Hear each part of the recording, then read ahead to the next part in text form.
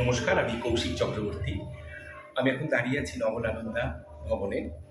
এই নবলানন্দা স্কুলের ৬০ বছর পূর্তি। এই উপলক্ষে ২৮শে জানুয়ারি মধুসূদন মঞ্চে সন্ধেবেলা একটা ব্যতিক্রমী অনুষ্ঠান। সেটা হচ্ছে মাইকেল মধুসূদন দত্তের মেঘনাদ বধ কাব্য। এই মেঘনাদ বধ কাব্য নবলানন্দা প্রযোজনায় অনেকবার হয়েছে এবং ভীষণভাবে সাকসেসফুল।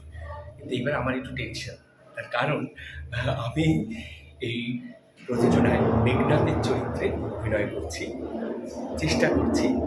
আগে যারা অনেক সিনিয়র মানুষরা করেছেন এই প্রযোজনা, তাদের কাছ থেকে শুনছি, জানছি এবং সমৃদ্ধ হচ্ছি।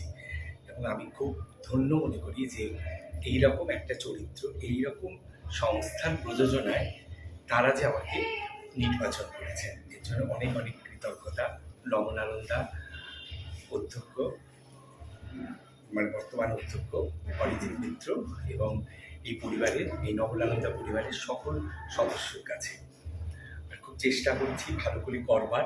এখন জানি না কতটা কী হবে, তবে আপনারা না আসলে তো সার্থকতা পাবে না। আপনাদের ভীষণ প্রয়োজন এই প্রযোজনায়। অনেকদিন বাদে এই অনুষ্ঠান, এই প্রযোজনা হচ্ছে, তা আপনারা অবশ্যই আসবেন, এটা আমার বিনীত অনুরোধ।